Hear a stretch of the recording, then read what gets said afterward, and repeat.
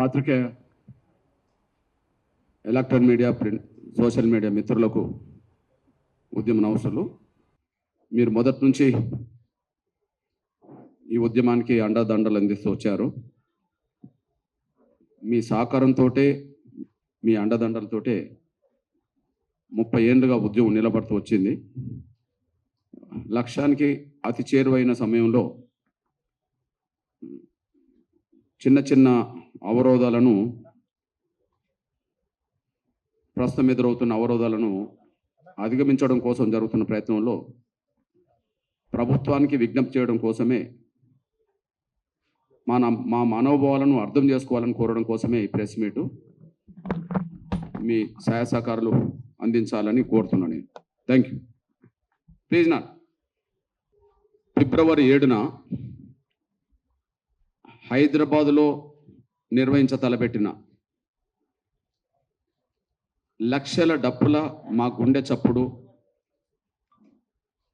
వేల గొంతుల మా ఉద్యమ గీతాలు, కోట్లాది మంది ప్రజల ఆకాంక్షల్ని దృష్టిలో పెట్టుకొని ఏదైతే ఒక సాంస్కృతిక ప్రదర్శన చేయాలని తలపెట్టామో ఆ ప్రదర్శనకు అనుమతి నిరాకరించడాన్ని మేము ఖండిస్తున్నాం. నిన్న మాకు లిఖితపూర్వకంగా సమాచారం అందించారు. ఫిబ్రవరి 7న జరగబో ఆ సాంస్కృతిక ప్రదర్శనకు మేము అనుమతి నిరాకరిస్తున్నామని చెప్పడం జరిగింది. దీన్ని నేను కోరుతున్నా, గౌరవ ముఖ్యమంత్రి రేవంత్ రెడ్డి గారికి వినయపూర్వకంగా నేను విజ్ఞప్తి చేస్తున్నా. డీజీపీ గారికి విజ్ఞప్తి చేస్తున్నా. కమిషనర్ గారికి, హైదరాబాద్ కమిషనర్ గారికి కూడా నేను విజ్ఞప్తి చేస్తున్నా. దయచేసి పర్మిషన్ నిరాకరించడాన్ని మీరు రద్దు చేసుకొని, పునఃసమీక్ష చేసుకొని, ఖచ్చితంగా ఫిబ్రవరి 7న జరగబో ఆ సాంస్కృతిక ప్రదర్శనకు అనుమతిని ఇవ్వాలని చెప్పి నేను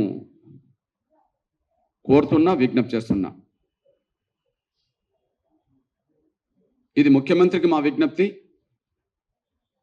డీజీపీ గారికి విజ్ఞప్తి, హైదరాబాద్ కమిషనర్ సోదరులు ఆనంద్ గారికి కూడా విజ్ఞప్తి.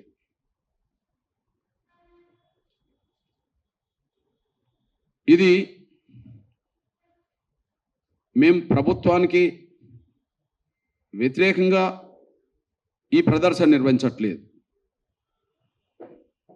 ఇది మా ఇప్పుడున్న పడే ప్రభుత్వానికి మేము వ్యతిరేకంగా నిర్వహించట్లేదు.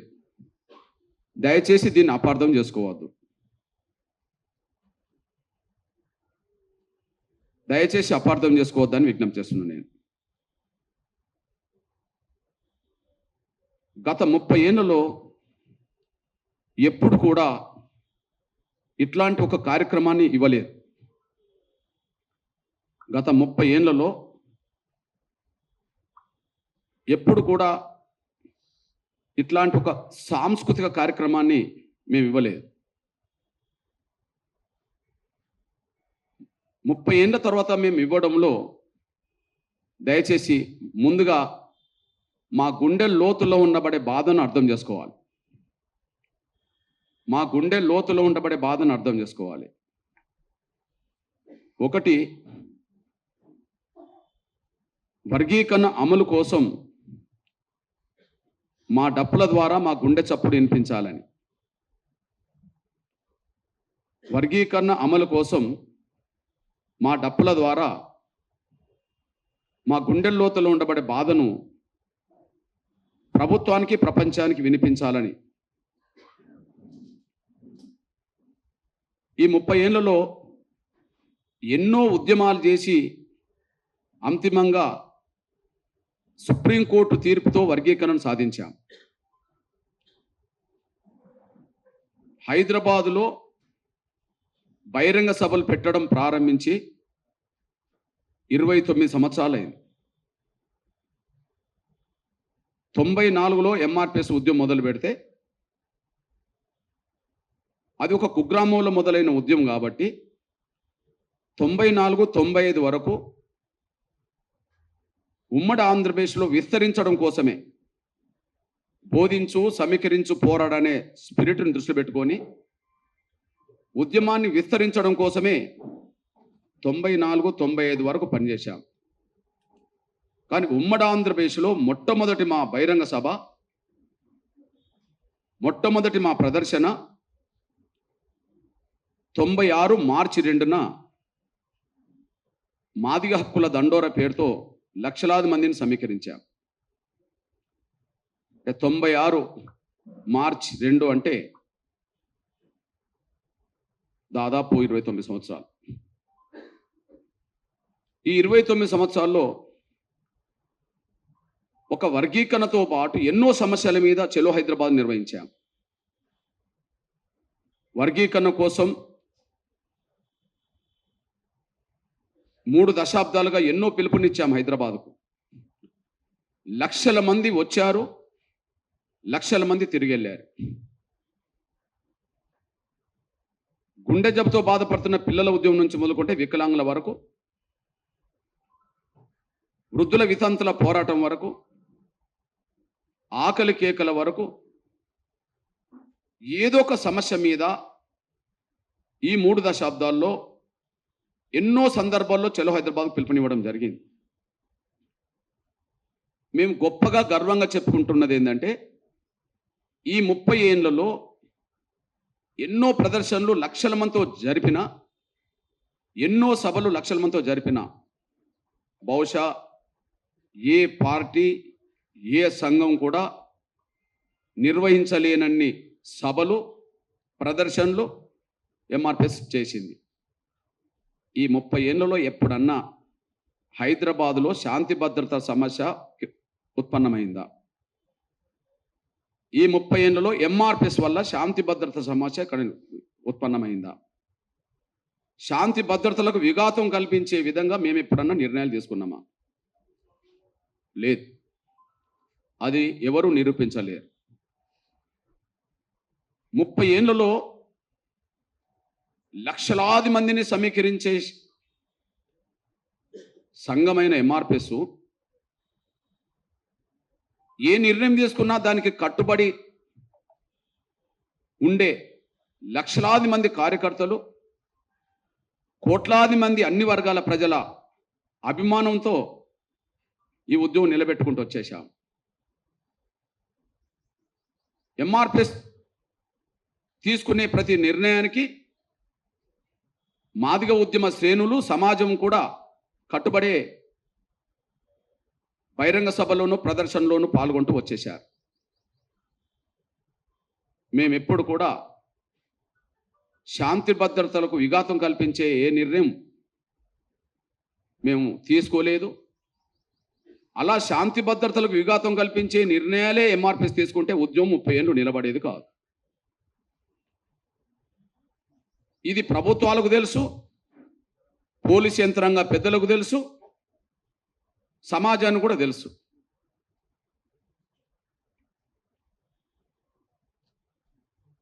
దయచేసి విజ్ఞప్తి చేస్తున్నాం, మేము మా మూలాలను మర్చిపోవద్దని చెప్పి లక్షల డప్పులతో ఒక సాంస్కృతిక ప్రదర్శన పెట్టబోతున్నాం. అది వర్గీకరణ అమలు కోసమే అయినా మా జాతి ప్రజల మూలాలను మర్చిపోవద్దని చెప్పి, జాతి ప్రజల మూలాలను కాపాడుకోవాలని చెప్పి, మన వాయిద్యాన్ని పరిరక్షించుకోవాలని చెప్పి ఈ ప్రదర్శన పెట్టబోతున్నాం. ఈ దేశంలో మాదిగలకు వారసత్వంగా వచ్చినాయి 2: ఒకటి కుల వృత్తి, ఒకటి సాంప్రదాయ వాయిద్యం. ప్రధానంగా మా కుల వృత్తి చెప్పులు కుట్టుకునే వృత్తి. ఇప్పుడు అది వ్యాపారమైన రోజు ఆ వృత్తి మాకు దూరమైంది. అది వ్యాపార రంగంలో అది కీలకమైన భూమిక పోషిస్తున్న రోజు వృత్తి మాకు దూరమైంది. కానీ అంతో ఎంతో కొంతమేరకు పరిరక్షించుకుంటున్నది మాకుండబడే డప్పు కళాకారుల ప్రదర్శనలు. ప్రతి రాజకీయ పార్టీ నాయకులు, ప్రతి సంఘం వాళ్ళు, ప్రతి ఉద్యమంలో మా డప్పులు కీలకమైన పాత్ర పోషిస్తున్నాయి. మా డప్పులు కీలకమైన పాత్ర పోషిస్తున్నాయి. అంతేకాకుండా సమాజంలో ఉండబడే అన్ని వర్గాల్లో ఏ చావులకైనా గ్రామాల్లో ఇప్పటికీ మా డప్పులే మోగుతున్నాయి. ఏ పండుగలకైనా, ఏ దేవుళ్ళ దేవతల ఊరేగింపులకైనా గ్రామాల్లో ముందు వరుసలు నిలబడేది మా డప్పే. కానీ మాకు వారసత్వంగా మా తాత ముత్తాతల కాలం ఉండొచ్చిన మా డప్పు మా పల్లెల్లోనే కొంత కనుమరుగవుతున్నట్టుగా మేము గమనిస్తున్నాం. ఒకనాడు మా ఊర్లో ఒక 100 డప్పులుంటే అవి క్రమక్రమేణా 70, 60, 50, 40కి వచ్చింది. అంటే క్రమక్రమేణా మా సాంస్కృతిక వాయిద్యమైన డప్పును కొట్టడానికి యువతరం, విద్యార్థులు, ఉద్యోగస్తులు కొంత దూరం అయిపోయారు. మా తాత ముత్తాతలకు తిండి పెట్టింది, సమాజానికి దగ్గర చేసింది డప్పే. మాదిగల్ని ఎంత అంటరాని వాళ్ళని సమాజం మమ్మల్ని దూరం పెట్టినా, మాదిగల్ని మమ్మల్ని అంటరాని వాళ్ళని చెప్పి ఊరికి దూరంగా పెట్టి సమాజానికి దూరం పెట్టినా, మళ్ళీ ఆ సమాజంలో ఉండబడే వర్గాల కష్ట సుఖాల్లో, శుభ అశుభ గడియల్లో మళ్ళీ మా డప్పు ఆ గ్రామానికి ఉపయోగపడ్డది. అంటే ఊరికి దూరంగా మమ్మల్ని పెట్టవచ్చు, మాదిగలనే పేరుతో మమ్మల్ని అంటరాని వాళ్ళుగా పిలవచ్చు, కానీ మళ్ళీ మా డప్పు ఊరికి అనుసంధానం చేసింది. మా డప్పు ఊరికి మమ్మల్ని దగ్గర చేసింది. మమ్మల్ని అంటరాని వాళ్ళని, మాదిగలని ఊరికి దూరంగా పెట్టిన వాళ్ళే మళ్ళా వాళ్ళ సావులకు, వాళ్ళ పండుగలకు మమ్మల్ని పిలిచి మా డప్పులనే ముందు పెట్టి ప్రదర్శనలు జరుపుకున్నారు. ఇది మాకు తెలుసు. అంటే మా డప్పు మా తాత ముత్తాతల కాలంలో మా కడుపు నింపింది, మాకు తిండి పెట్టింది. అదే డప్పు సమాజంలో అన్ని వర్గాలతో కలిసి ఉండే, కష్ట సుఖాల్లో కలిసి ఉండే వాయిద్యంగా మారింది.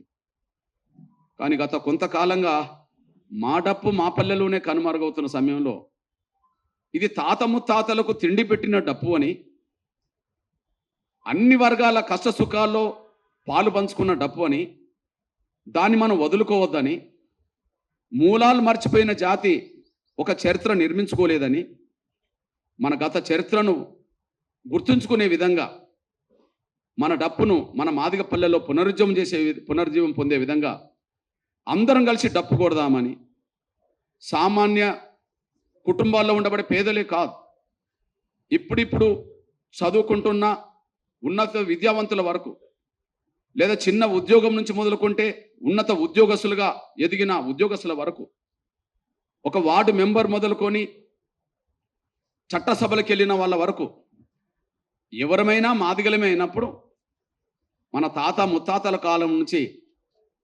వాయిద్యపరంగా మన వారసత్వ సంపదగా వచ్చిన ఆ డప్పును మనం కొట్టడం అనేది గర్వకారణంగా చూసుకుందాం. కానీ ఆ డప్పును కొట్టడం అనేది బాధో సిగ్గో అనేది అనిపించుకోవద్దని చెప్పే మాదిగ పల్లెలో కనుమరుగవుతున్న మా డప్పును మళ్ళీ పునరుజ్జీవం చేసుకోవడం కోసమే ఈ సాంస్కృతిక ప్రదర్శనగా చూడాలని చెప్పి నేను విజ్ఞప్తి చేస్తున్నాను. ఈ సాంస్కృతిక ప్రదర్శనగా చూడాలని చెప్పి నేను విజ్ఞప్తి చేస్తున్నా. మా విజ్ఞప్తిని నిజంగా మాకు తిండి పెట్టిన డప్పు, ఈ సమాజానికి సేవ చేసిన డప్పు, సమాజంతో అనుబంధాన్ని పెంచిన మా డప్పు ఒకనాడు కన్నీరు గార్చింది. నా వాళ్ళే నన్ను దూరం చేసుకుంటున్నారు కదా అని. నా వాళ్ళే, నేను ఏ కులానికి నేను ఆయుధంగా మారాను, ఏ కులం దగ్గర నేను శబ్దంగా మారాను, ఆ కులమే నన్ను దూరం చేసుకున్నది కదా అని చెప్పి మా డప్పు కన్నీరు గార్చవచ్చు. కానీ వాళ్ళ అదే డప్పు ఆనంద బాష్పాలు, చేస్తున్నారు. ఎందుకంటే ఇప్పుడు తెలుగు నేల మీద ఏ షాపులకు వెళ్ళినా ఏ వస్తువైనా దొరుకుతుంది. కానీ ఇప్పుడు డప్పుల షాపులకు వెళ్తే డప్పులు మాత్రం కరువైపోయింది, దొరకట్లేదు. మొన్నటి వరకు 400 డప్పు ఇప్పుడు 800 అయిపోయింది. ఏ షాప్కి వెళ్ళినా రేటు పెరుగుతుంది. అంటే మా డప్పు అనుకుంటుంది, ఓ నా వాళ్ళు నన్ను మళ్ళీ అక్కనే చేర్చుకుంటుండ్రు కదా అని, నా వాళ్ళు నన్ను అక్కనే చేర్చుకుంటుండ్రు కదా అని చెప్పి డప్పు ఆనందంతో కన్నీరు తీస్తుంది. మాకు తెలుసు, మేము ఇవాళ ఉద్యమకారులం కావచ్చు, మా వాళ్ళలో కొంత ఉద్యోగస్తులకు ఎదిగిన వాళ్ళు ఉండవచ్చు, వార్డు మెంబర్ నుంచి మంత్రులైన వాళ్ళు ఉండవచ్చు. కానీ మేము మా సామాజిక వర్గంగా మాదిగలము. మేము ఇవాళ ఉద్యమకారులుగా మారకముందు, మేము అంతో ఇంతో ఎదగకముందు అత్యంత పేద కుటుంబంలో పుట్టిన నా కులస్తులు వాళ్ళ జీవన విధానం కొనసాగించడానికి చెప్పులు కుట్టే వృత్తిని నమ్ముకోవడమే కాకుండా డప్పు కొట్టడం కూడా మా పొట్ట నింపడానికి, సమాజానికి దగ్గర చేయడానికి దారితీసింది. అట్లాంటి డప్పు మా అస్తిత్వం, మా ఆత్మగౌరవం. అట్లాంటి డప్పు మా అస్తిత్వం, మా ఆత్మగౌరవం. మా అస్తిత్వాన్ని డప్పును కాపాడుకోవడం ద్వారా, మా ఆత్మగౌరవాన్ని దండోర చాటించడం ద్వారా, మా ఉనికిని మేము ఇది అని చెప్పుకోవడం ద్వారా మేము చాటాల్సిందే. అవును, 30 ఏళ్ళ క్రితం మేము మాదిగాని చెప్పుకోనంత కాలం మాకు ఉనికే లేదు. 30 ఏళ్ళ క్రితం వరకు ఎంఆర్పిఎస్ రాకముందు మేము మాదిగాని చెప్పుకోవడానికి మేము సిగ్గుపడ్డ రోజుల్లో మాదిగానే ఉనికి సమాజంలో కనిపించేది కాదు. కానీ వాళ్ళ 30 ఏళ్ళ తర్వాత ఈ రాష్ట్రం, ఈ దేశం, ఈ ప్రపంచం మాదిగానే 3 అక్షరాల గురించి మాట్లాడుతుంది. ఇవాళ ఈ రాష్ట్రం మాట్లాడుతుంది, ఈ దేశం మాట్లాడుతుంది, ప్రపంచంలో చాలా వాళ్ళు మాట్లాడుతున్నారు. అంటే మేము చెప్పుకోనంతకాలం మా ఉనికి, మా కులం ఉనికి ప్రమాదంలో పడ్డది. మేము చెప్పుకున్నప్పుడే మా ఉనికి ప్రపంచానికి తెలిసిపోయింది. అట్లనే మేము డప్పును మా అస్తిత్వంగా ప్రకటించకపోతే మా డప్పు కనుమరుగవుతుంది. ప్రపంచంలోనే ప్రాచీన వైద్యం, ప్రపంచంలోనే ప్రాచీన కాలం నాటి ఏదైతే డప్పు ఉన్నదో, వాయిద్యం ఉన్నదో, అది మొదటిగా మాదేనని చెప్పుకోవడానికి గర్వపడుతున్నాం. ఇవాళ నా కళ్ళ ముందు సమాచారం అందించడానికి ఇన్ని టీవీలు ఉన్నాయి, ఇంత ఎలక్ట్రానిక్ మీడియా ఉన్నది, ఇంత ప్రింట్ మీడియా ఉన్నది, చాలామంది సోషల్ మీడియా మిత్రులు ఉన్నారు కదా. కానీ కొన్ని వందల సంవత్సరాలుగా ఈ సమాజానికి సమాచారం రాజుల కాలం నుంచి మొదలుకుంటే ఇప్పటి వరకు గ్రామాల్లో సమాచారం అందించేది మా డప్పే. అంటే నా ముందున్న మీకంటే మేమే సీనియర్లం. మా డప్పు నా ముందున్న మీకంటే మేమే సీనియర్లం, డప్పు కట్టి సమాచారం అందించేవాళ్ళం. అందువల్ల దయచేసి ప్రభుత్వానికి వ్యతిరేకంగా నిర్వహించే ప్రదర్శనగా మీరు చూడబాకండి. మా ఆకాంక్షల్ని సమాజం ముందు పెట్టడానికి, మా మూలాలను మర్చిపోకుండా ఉండడానికి, మా డప్పును మా పల్లెల్లో పునరుజ్జీవం చేసుకోవడానికే ఈ ప్రదర్శనకు చూడాలని చెప్పి నేను కోరుతూ, ఈ నేపథ్యంలో అనుమతి నిరాకరించడానికి ఒక 6 అంశాలు తీసుకొచ్చారు. అవి నిజమైన కారణాలుగా భావించుకోవట్లేదు. అనుమతి నిరాకరించడానికి సాకులు మాత్రమే వెతికిండ్రు. అంటే అనుమతి ఇవ్వద్దని చెప్పి ముందే అనుకున్నారు కనుక నిరాకరించడానికి ఏ కారణాలు అయితే చూపెట్టారో అవి నిజమైన కారణాలు కాదు, సాకులు మాత్రమేనని నేను నేను గుర్తు చేస్తున్నా. నేను అందులో మొదటిది, ఈ ప్రదర్శనలో ఎంతమంది హాజరవుతారో నిర్దిష్టంగా దరఖాస్తుదారుడు పేర్కొనలేదంట. మేము దరఖాస్తు ఇస్తున్నప్పుడే దరఖాస్తుకు కరపత్రం యాడ్ చేశాం, లక్షల డప్పులు అని, లక్షల డప్పులు అని కరపత్రం ఇచ్చేశాం. పోనీ పోలీస్ ఉన్నతాధికారులకు ప్రతిరోజు ఇంటెలిజెన్స్ రిపోర్ట్ ఉంటుంది. పేపర్ ద్వారా, టీవీ ద్వారా, సోషల్ మీడియా ద్వారా వాళ్ళు నిరంతరం అబ్జర్వేషన్ ఉంటారు. మీకు ఇచ్చిన వినతి పత్రంలో, పర్మిషన్ కోర్టు ఇచ్చిన వినతి పత్రంలో టెక్నికల్గా గిన్ని డప్పులు అని చెప్పలేదు, కానీ మరి కరపత్రం మీకు ఇచ్చాం, లక్షల డప్పుల గుండె చప్పుడని చెప్పాం. అది పేపర్లకు, టీవీలకు ప్రతిరోజు వస్తూనే ఉన్నది. మీకు ఇంటెలిజెన్స్ రిపోర్ట్ ఉన్నది, సోషల్ మీడియాలో ప్రచారం ఉన్నది. ఇక దాన్ని మీరు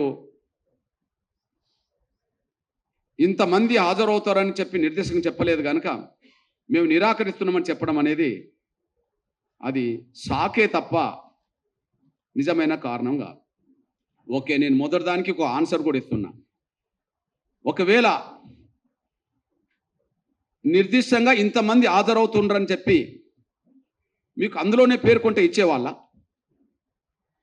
అంటే మిగతా ఐదు అంశాలు కారణాలు చూపెట్టరా? మొత్తం 6 అంశాల్లో మొదటి అంశమే ఎంతమంది హాజరవుతుండ్రో నిర్దిష్టంగా చెప్పలేదనే మాట అన్నారు కదా. ఓకే, ఇప్పుడు ఈ మధ్యాహ్నం వరకే 1,00,000 మందికి పైగా మా డప్పులు హైదరాబాద్ వస్తున్నాయని చెప్పి వాళ్ళ ఈ సాయంత్రం వరకే మళ్ళీ మేము కమిషనర్ గారికి, సంబంధిత ఏరియా డీసీపీ గారికి మేము మళ్ళీ వినతి పత్రం ఇస్తాం. అదే కారణం అవుతే, అంటే ఎంతమంది హాజరవుతారో నిర్దిష్టంగా దరఖాస్తుదారు పేర్కోలేదనేదే కారణం అవుతే కదా. పోనీ 1,00,000 డప్పులు వస్తున్నాయని చెప్పి నిర్దిష్టంగానే మేము మీకు ఇవ్వాలని మళ్ళీ వినతి పత్రం ఇస్తాం, పర్మిషన్ కోరుతూ.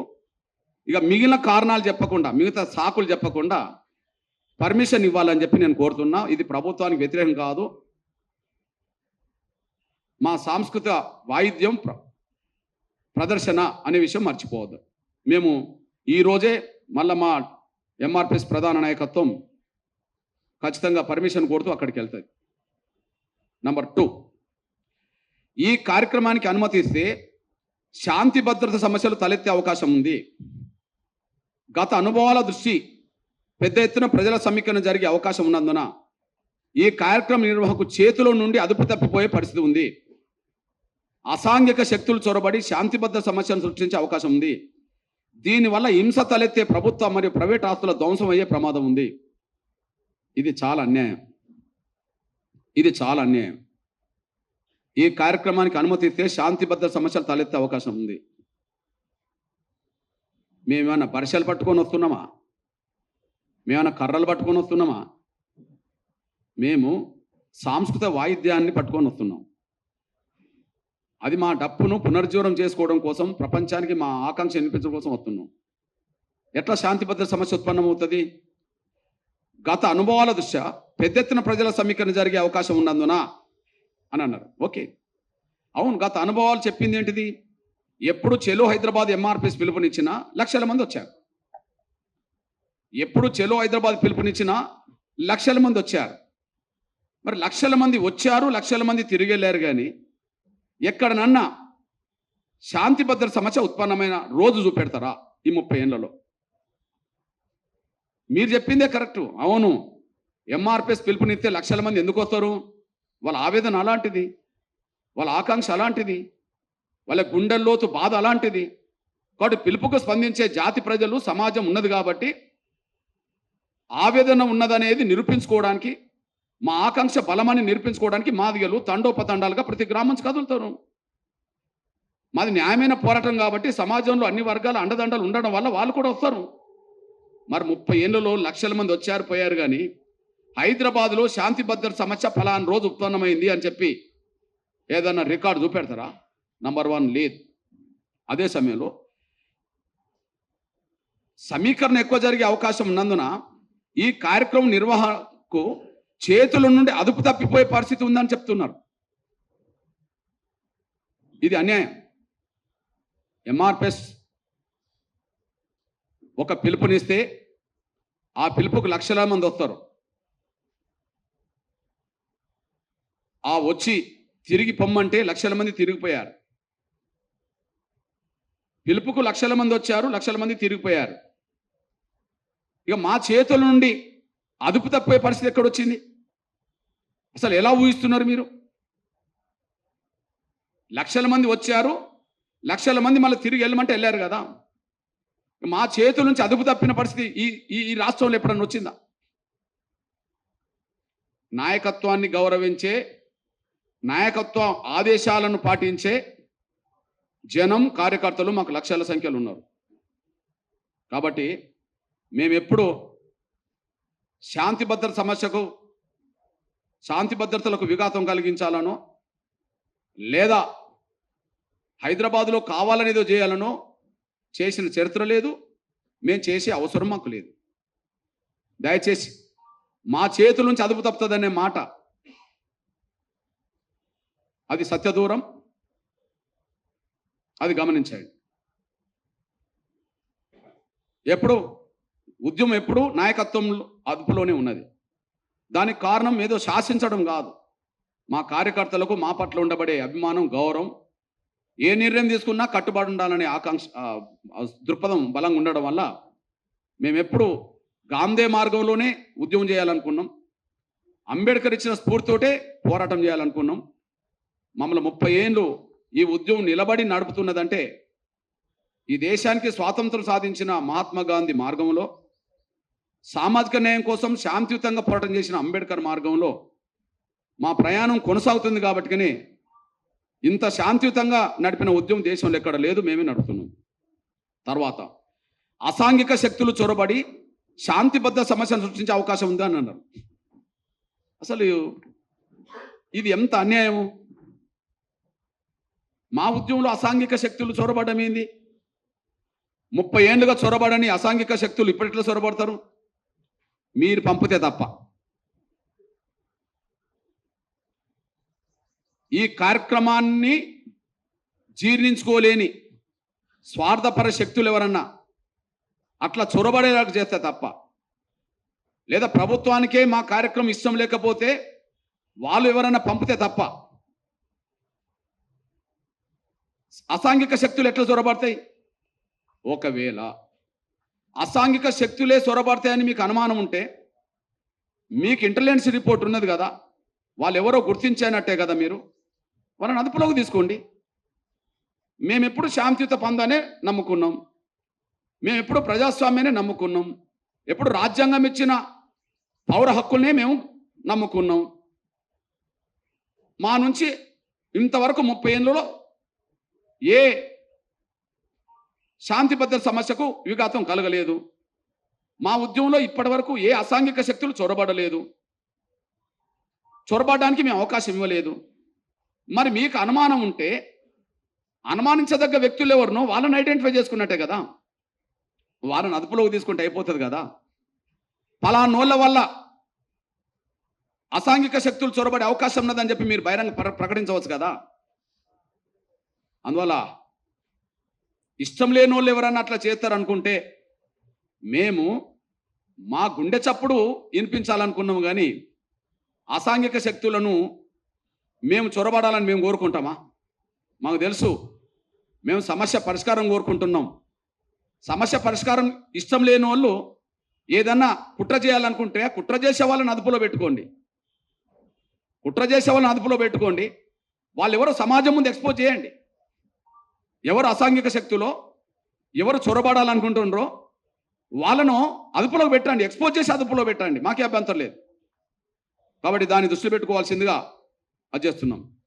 తర్వాత దీనివల్ల హింస తలెత్తి ప్రభుత్వం మరియు ప్రైవేట్ ఆస్తుల ధ్వంసమయ్యే ప్రమాదం ఉంది. తెలంగాణ రాష్ట్ర ఉద్యమంలో మిలియన్ మార్చ్ సమయం వచ్చినప్పుడు, మిలియన్ మార్చ్ వచ్చినప్పుడు ఆ మిలియన్ మార్చ్కు పర్మిషన్ ఇవ్వకపోవడాన్ని నిరసిస్తూ జరిగిన ఘటనలో ప్రభుత్వ ప్రైవేట్ ఆస్తుల ధ్వంసం జరిగింది. కానీ ఎంఆర్పిఎస్ 30 ఏళ్ల పోరాటంలో హైదరాబాదులో ప్రభుత్వ ప్రైవేట్ ఆస్తుల ధ్వంసం ఎప్పుడన్నా సభలు ప్రదర్శనలు పెట్టినప్పుడు జరిగిందా? ఎప్పుడన్నా సభలు మేము ప్రదర్శనలు పెట్టినప్పుడు జరిగిందా? 96 మొదలుకొని మొన్న 2023 వరకు లక్షల మంది పిలుపుకి స్పందించి వచ్చారు, లక్షల మంది తిరిగి వెళ్ళారు. కాబట్టి ప్రభుత్వ ఆస్తుల హింస తలెత్తి ప్రభుత్వం మరి ప్రైవేట్ ఆస్తుల ధ్వంసం అయ్యే ప్రమాదం మా వల్లనైతే రాదు. మీరెవరన్నా చొరబాటు చేసి పంపిస్తే మాత్రం అవుతుందేమో, అది మీ వల్ల జరుగుతుందేమో కానీ మా వల్ల జరగదని మేము గుర్తు చేస్తున్నాం. దయచేసి ఇవన్నీ సాకులని నేను చెప్తున్నాను, నేను కారణాలు కావు. నిజమైన కారణాలు అయితే మేము ఒకటి చెప్పాం కదా, ఓకే ఒకటి చెప్పారు. మొదటి పాయింటే మీరు నిర్దిష్టంగా ఎంతమంది హాజరవుతుండో చెప్పలేదన్నప్పుడు మేము చెప్పాము, కరపత్రం ఇచ్చాము, సోన్సో వచ్చింది. కానీ వినతి పత్రంలో అది లేదన్నందుకు మేము దాన్ని ఇప్పుడు ఇస్తామంటున్నాం. అదొక కారణం అనుకుంటే మేము ఇస్తామంటున్నాం. 1,00,000 కాదు, లక్షల డప్పులు వస్తాయి. మేము ప్రకటించినప్పుడు 1,00,000, మేము ఇప్పుడు 1,00,000 అంటలేము, లక్షల డప్పులు వస్తాయి. మాదిగపల్లెలో డప్పు పునరుజ్జీవం పొందుతుంది, అది ఖచ్చితంగా లక్షలు వస్తాయి, లక్షలనే పెడతాం. ఇకపోతే అనుమతి కోరిన తేదీ వర్కింగ్ డే కనుక ర్యాలీ నిర్వహించే రూట్లో పెద్ద ఎత్తున ట్రాఫిక్ జామ్ అయ్యే పరిస్థితి ఉంటుంది. అంటే ఇక ప్రదర్శన కోసం సెలవు దినాల్లోనే ప్రదర్శన జరపాలని ఏమైనా చట్టం చెప్తుందా? సెలవు దినాల్లోనే ప్రదర్శనలు పెట్టుకోవాలని చెప్పి ఏమైనా చట్టం చెప్తుందా? రేపు రాహుల్ గాంధీ గారు బేగంపేట విమర్శనానికి వస్తాడు, సోనియా గాంధీ గారు వస్తారు, లేదా శంషాబాద్ విమర్శనానికి వస్తారు. అక్కడ నుంచి మీరు ప్రదర్శనలు పెట్టుకుంటారు. అంటే రాహుల్ గాంధీకి సోనియా గాంధీ గారికి సెలవు దినం మాత్రమే రాండి అని చెప్పి మీరు చెప్తారా? రాహుల్ గాంధీ గారికి సోనియా గాంధీ గారికి మీరు సెలవు దినమే రండి, మీరు సెలవు దినం కాకుండా వర్కింగ్ డే వస్తే ప్రదర్శన వల్ల ట్రాఫిక్ ఇబ్బంది అవుతుందని చెప్పి మీరేమన్నా ఆపగలుగుతారా? అసలు ప్రదర్శనలు శాంతి భద్రతలకు విఘాతం కలగకుండా చూసుకోవడం అనేది బాధ్యత చేపట్టడంలో అర్థం ఉంటుంది. కానీ ట్రాఫిక్ సమస్య వస్తుంటే దాన్ని ఏ రూట్లో మీరు పర్మిషన్ ఇస్తారో ఆ రూట్లో కొంత డైవర్ట్ చేసుకుంటారు కదా, ఆ రూట్కు సంబంధించిన కాడ ట్రాఫిక్ని డైవర్ట్ చేసుకుంటారు కదా. ఎన్ని జరగలేదు? మీరు సోనియా గాంధీ గారు వస్తే, రాహుల్ గాంధీ గారు వస్తే, ఎవరన్నా విఐపీలు వస్తే, ఏదన్నా ప్రదర్శనకు రూట్ ఇస్తే ఆ రూట్ మీద ట్రాఫిక్ ఇబ్బంది కాకుండా డైవర్ట్ చేస్తారు కదా, చేయడానికి అవకాశం ఉన్నది కదా. మాకు ఏ రూట్లో పర్మిషన్ ఇస్తారో ఆ రూట్కు సంబంధించిన విషయంలో కొంత 1 గంట 2 గంటల్లో ప్రదర్శన జరిగినంత కాలం, ప్రదర్శన జరిగినంత సమయం ఆ రూట్కు కాకుండా వేరే రూట్కు డైవర్ట్ చేస్తారు కదా. చేసిన సందర్భాలు ఉంటాయి కదా. ఎవరికైనా రేపు జరగబోయేది అదే కదా. దయచేసి దాన్ని కూడా ఒక సాగుగా చూపెట్టదని చెప్పి నేను సవినంగా కోరుతున్నాను. జామ్ అయ్యే అవకాశం ఉంది. దానివల్ల పబ్లిక్ సాధారణ ప్రజలకు తీవ్ర ఇబ్బంది కలుగుతుంది, అంటే పబ్లిక్ జరుగుతుంది. మీరు ఒకసారి గుర్తు చేస్తున్నాను, నేను మొన్న ముఖ్యమంత్రి ప్రమాణ స్వీకారం చేసిన సంవత్సరమైన సందర్భంగా రాజకీయ విజయోత్సవ ర్యాలీ జరిగింది. ఆ ర్యాలీ ఏ రూట్లో వచ్చిందో ఆ రూట్లో డైవర్ట్ చేశారా లేదా? ప్రజలకు ఇబ్బంది కాకుండా చూశారా లేదా? అంటే కాంగ్రెస్కి ఒక న్యాయం, ప్రభుత్వానికి ఒక న్యాయం, ఇతర వర్గాల ప్రజలకు ఒక న్యాయమా? ఎక్కడ ఏ సమయంలో ప్రదర్శనకు పర్మిషన్ ఇచ్చినా ఆ ప్రదర్శన జరిగిన 1 గంట 2 గంటల సమయం అక్కడ ట్రాఫిక్ ఇబ్బంది కాకుండా, ప్రజలకు అసౌకర్యం కాకుండా ముందే డైవర్ట్ చేస్తూ కూడా ఆదేశాలు జారీ చేస్తారు. ఇదేం కొత్త కాదు, ఇట్లాంటి సాకులు వెతకద్దు. ఈ విషయం గుర్తు చేస్తున్నాను నేను. ఇకపోతే ర్యాలీ మరియు సభ స్థలానికి సంబంధించిన ప్రాంతం అంతా హై సెక్యూరిటీ జోన్, ప్రభుత్వ సచివాలయం మరియు అసెంబ్లీ వంటివి రూట్ మ్యాప్లో ఉన్నాయి. అలాగే ఇది విఐపి జోన్, అందువల్ల ఈ ర్యాలీ ఇబ్బంది కలుగుతుంది. నేను అంటున్నా, ఈ విఐపి జోన్లో విఐపీలే మరి ప్రదర్శన చేస్తే వాళ్ళకి ఇవ్వరా? ఇది విఐపి జోన్ అంటుండ్రు కదా, ఇది విఐపి జోన్ అంటుండ్రు కదా, మరి విఐపీలే ఆ రూట్లో ప్రదర్శన చేస్తే మీరు ఇవ్వరా? ఒకవేళ హై సెక్యూరిటీ జోన్ అంటే ప్రభుత్వ సచివాలయాలు మరియు అసెంబ్లీ అంటే, మరి మొన్న మీరు సచివాలయంలోనే బహిరంగ సభ పెట్టారు కదా. మొన్న డిసెంబర్ 9 1,00,000 మందితో సభ ఎక్కడ పెట్టిండ్రు? మేము 1,00,000 డప్పులతో పెడుతున్నాం. మీరే చెప్పిండ్రు కదా 1,00,000 మంది వచ్చిండ్రు అని చెప్పి. 1,00,000 మందితో సభ మీరు ఎక్కడ పెట్టుకున్నారో అక్కడనే మాకు పర్మిషన్ ఇవ్వండి మా సభ పెట్టుకోవడానికి. మీది ప్రదర్శనగా ఎక్కడి నుండి వచ్చిందో అక్కడి నుంచి మాకు ఇవ్వండి. మీకో న్యాయం మాకో న్యాయం ఉండొద్దు. రాజ్యాంగం, చట్టాలు ప్రతి పౌరుడికి కుల మతాలు రాజకీయాలకు సంబంధం లేకుండా ఒకే రకంగా అమలు జరగాలి. రాజ్యాంగంలో పేర్కొన్న పౌర హక్కులు ఏ చట్టమైనా అది పాలకులకు ఒక తీరు, ప్రజలకు ఒక తీరుగా ఉండకూడదని నేను విజ్ఞప్తి చేస్తున్నా. ఇకపోతే అనుమతి కోరిన రూట్లో ర్యాలీ నిర్వహించడానికి, పబ్లిక్ మీటింగ్ పెట్టడానికి ఆమోదయోగ్యమైంది కాదు అన్నారు. పోనీ అనుమతి కోరిన రూట్లో ర్యాలీ నిర్వహించడానికి పబ్లిక్ మీటింగ్ ఆమోదయోగ్యం కాదన్నారు. ఇది రోడ్డున ఉపయోగించే సాధారణ ప్రజలకు, ఉద్యోగస్తులకు అత్యవసర వైద్య సదుపాయం పొందే అనారోగ్యంతో ఉన్న వారికి ఇబ్బంది కలుగుతుంది. ఇవన్నీ ఎందుకు సాకులు? ఇవన్నీ మీకు కూడా వర్తిస్తాయి కదా. 5వ పాయింట్లో ఏం పెట్టారో అవి మీకు కూడా వర్తిస్తాయి కదా. అత్యవసర వైద్య సదుపాయం పొందే అనారోగ్యంతో ఉన్న వారికి ఇబ్బంది కలుగుతుంది అంటున్నారు. అంటే అది మొన్న మీరు పెట్టినప్పుడు అది కనిపించలేదా? అది ఉండదా? అసలు ఎమర్జెన్సీగా ఒక అంబులెన్స్ పోతున్నదంటే ఎంత పబ్లిక్ మీటింగ్ జరిగినా కూడా ముందు రూట్ క్లియర్ చేస్తారు కదా. సాధారణ ప్రజలకు ఆ సోయి ఉన్నది, ప్రభుత్వానికి ఎందుకు లేదు? ఒక అంబులెన్స్ వస్తున్నదంటే ఏ ప్రదర్శన జరిగినా ముందు అంబులెన్స్కి అయితే దారిస్తారు కదా. ఆ విధంగా పబ్లిక్ ర్యాలీలో, సభలో ఇరికి ఫలాని సమయంలో ఇబ్బంది జరిగిందని చెప్పి, మా వల్ల ఇబ్బంది జరిగిందని చెప్పి ఎప్పుడన్నా ఒకటన్నా మీరు ఆధారం చూపెడతారా? చూపెట్టలేరు. దయచేసి ఇవన్నీ సాకులని చెప్పడానికి మాత్రం చెప్తున్నాను నేను. భారీ ట్రాఫిక్ సమస్య తలెత్తి పౌరులకు తీవ్ర ఇబ్బంది కలుగుతుంది. ఇవన్నీ సాకులు. భారీ ట్రాఫిక్ తలెత్తి అరే మేము ఒక శాంతియుతంగా మా మనోభావాలను మా చేతిలో, మా ఇంట్లో ఉండబడే మా డప్పుల శబ్దంతో ఈ ప్రభుత్వానికి, ప్రపంచానికి తెలియచెప్పడం కోసం ఒక కార్యక్రమం పెడితే దాన్ని అడ్డుకునేవడానికి జరుగుతున్న ప్రక్రియలో భాగంగానే ఇట్లాంటి సాకులు వెతికి మా పర్మిషన్ నిరాకరించారు. దయచేసి మీరు కారణాలు చూపెట్టినట్టుగా కూడా లేదు. ఇందులో 1-2 కారణాలను మీరు భావించుకుంటే దానికి వెంటనే మళ్ళీ ఎంతమంది వస్తారో చెప్పడానికి కూడా మేము సిద్ధంగా ఉన్నాం. కానీ దీన్ని నిరాకరించడం అనేది మీరు రద్దు చేసుకొని, ఇప్పటికే మాకు నిరాకరిస్తూ ఏదైతే పంపారో దీన్ని మీరు రద్దు చేసుకొని ఖచ్చితంగా మాకు పర్మిషన్ ఇవ్వాలని చెప్పి నేను కోరుతున్నా. ఈ విషయాన్ని గౌరవ ముఖ్యమంత్రి రేవంత్ రెడ్డి గారికి, గౌరవ డీజీపీ గారికి, గౌరవ సోదరులు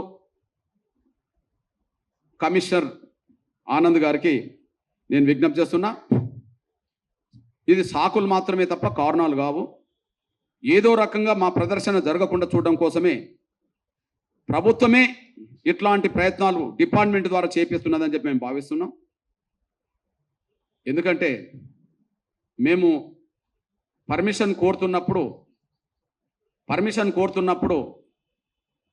పర్మిషన్ కోసం వెళ్ళిన మా రాష్ట్ర అధ్యక్షుడు గోవింద్ నరేష్తో పాటు చాలామంది మా సీనియర్లు వెళ్ళారు. దయచేసి ఈ విషయాన్ని ముఖ్యమంత్రి నోటీసులు పెట్టి, ముఖ్యమంత్రి సలహాతోటి మీరు మాకు సాయం చేయమని కూడా కోరాము. మరి ముఖ్యమంత్రి నోటీసులో ఉన్నదని అనుకుంటున్నా. బహుశా ముఖ్యమంత్రి ఈ ప్రదర్శనకు అనుమతి నిరాకరించండి అని అన్నడేమో.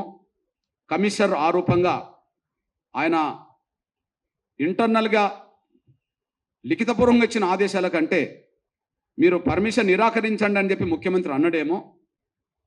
ఇగో నిరాకరించడానికి పోలీస్ యంత్రాంగం చూపించిన సాకులుగా ఇవి మేము చూస్తున్నాం.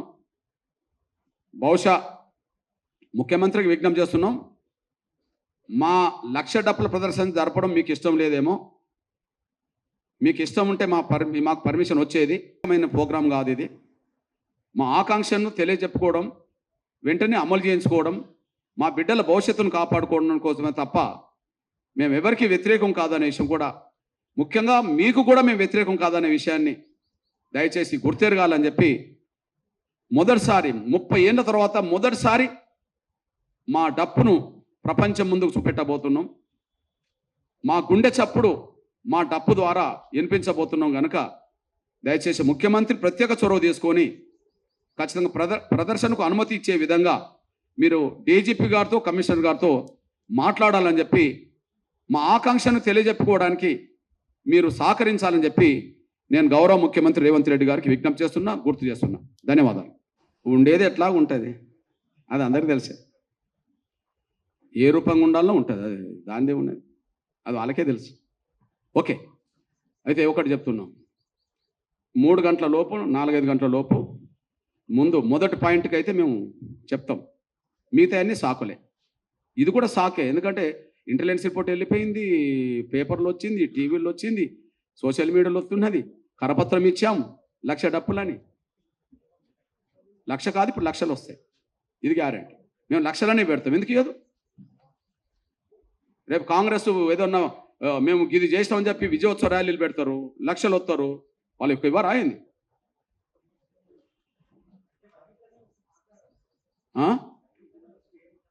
ఏది? మేము మా ఉద్యమాన్ని, మా జాతి బిడ్డల భవిష్యత్తు దృష్టి పెట్టుకొని అన్ని విషయాలు మాట్లాడతాం కదా నాన్న, అన్ని విషయాలు మాట్లాడుకుంటాం కదా. కాకపోతే మా డప్పే మా ఇంట్లో నుంచి దూరమైంది. మా డప్పు చాలా కన్నీరు గార్చి ఉంటుంది. నా వాళ్ళే నన్ను దూరం చేసుకుంటుండ్రు, నేను ఎక్కడికి పోవాలని. అడే నా జాతి మళ్ళా ఆ డప్పును హక్కున చేర్చుకోవాలి, అది ఆనంద బాష్పాలు రాలాలి, మా డప్పు నుంచి రాలాలి. ఓకే, అదే మా లక్ష్యం. తర్వాత ఓకే, నాకు తెలిసి మా సోదరులు గమనించండి, నాకు తెలిసి ప్రపంచంలో ఇట్లాంటి ప్రదర్శన ఇంతకుముందు ఎక్కడ జరగలేదు.